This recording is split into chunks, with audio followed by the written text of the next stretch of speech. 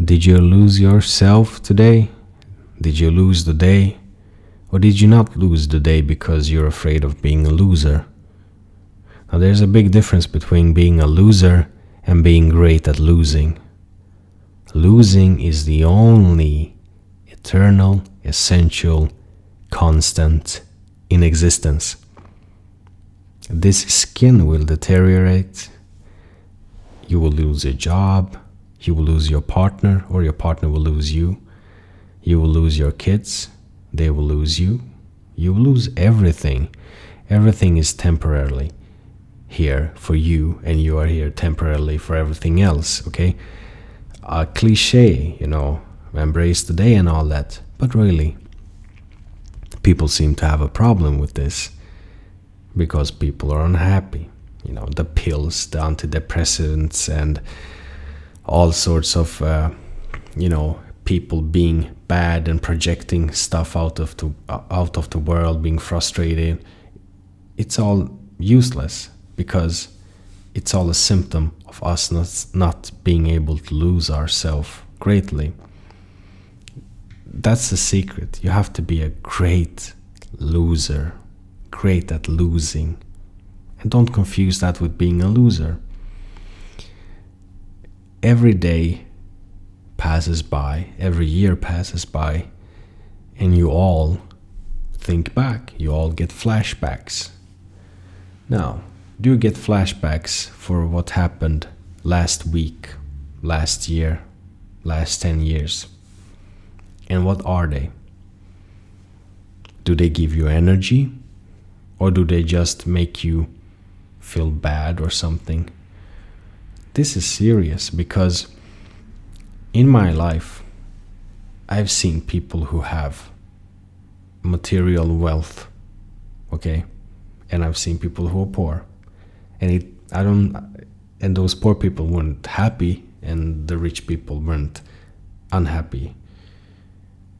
But I've seen poor people who are very happy and rich people who are not happy. But they seem to be happy, okay? And when I say happy, I mean content, like in it. I can stare at this wall and I will be more content than someone going around the world. How? It all depends on the state of mind you have.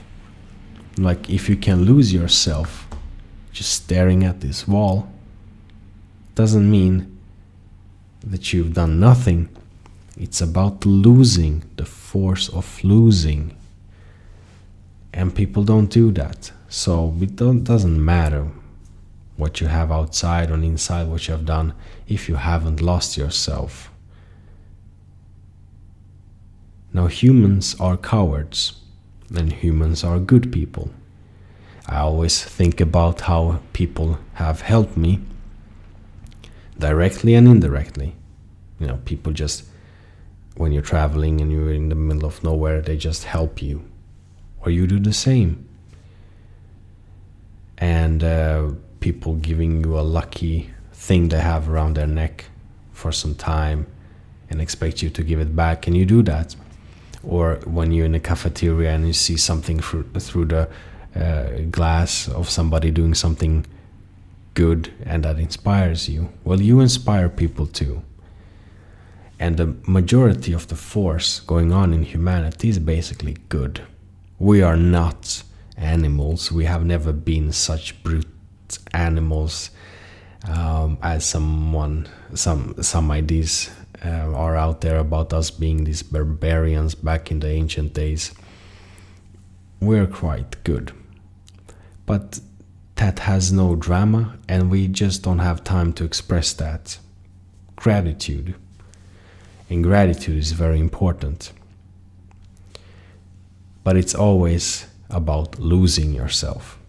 Losing yourself in seeing what is gratitude, what is not gratitude.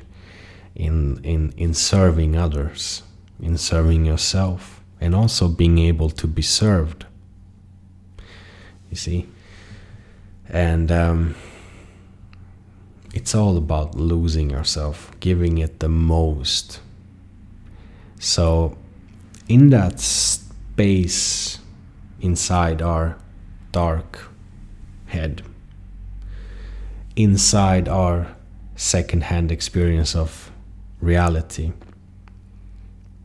a person in a monastery meditating and staring at the wall can be more satisfied than a person doing something fun out there. I've experienced that. Now, that doesn't mean that you have to be sitting and growing hemorrhoids and staring into a wall and be content. You can go out there in the world and keep that state of mind alive. Be present and lose yourself. Always, always lose yourself. Yeah, so and another thing also that comes to mind is being a fool. Like Alan Watts said, a fool that persists in his folly eventually becomes wise. Maybe. But the fear of losing yourself and the fear of being a fool in adult life, meaning that you start from zero. Say, this year I want to learn how to, I don't know, take photographs or make shirts or I don't know whatever. And I don't know nothing about it. I don't know anything. Wow, it's too late. Why do that? It's always that fear of being on the zero. That's why it's so easy to think of our life as a childhood where we're supposed to have been educated so much during our childhood that we don't need anything new in our life later on. And that's not true, because you can start from scratch at any point in your life, really. It all depends on how you feel in your mind, heart, and guts. And this is so amazing, because when you see this going on with people, when people change,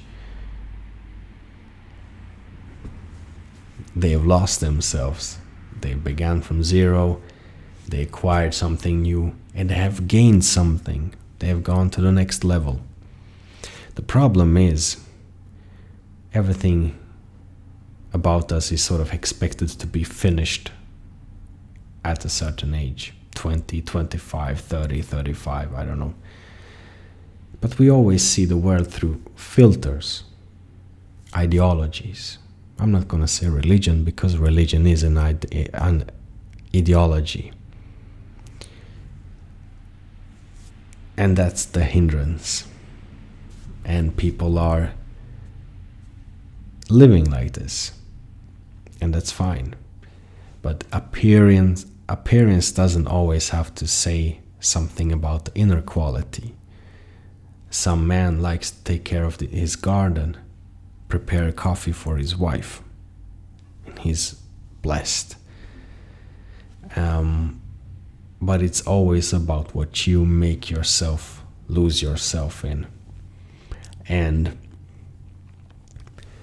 for me personally, this has helped, because during your life you will have success, failures, embarrassments, victories, and all that. That's all good, that's good experience. Good. Children should also experience these aspects. They should lose themselves, practice for something, succeed, practice for something, fail, and get lost in that. Not attached, sad, pathetic, but get lost in it and be inspired. And so there's only one thing about all of this. It's about being a great loser. That's the most important thing, to be the best loser you can ever imagine yourself to be, to lose your time and money and everything in the best way, basically, always. People might not understand this, because they think in, either this or that. They think it in a sort of polarized way, Oh, if you lose yourself, you go crazy, get chaos. No, of course. Those people can't understand this. People who lose themselves in everything and just have no sense of control or just, indulge, they don't have this quality either. And for me, the way I realized this was actually sitting and staring at the wall in Zazen. And for other people, it can be in another way. But to realize that the focus you give to a wall during meditation, I mean, you're not focusing on the wall, but the presence you get or the experience you get. And then to really apply that to your everyday life, that changes everything. So good luck, get lost, take care, and all the best.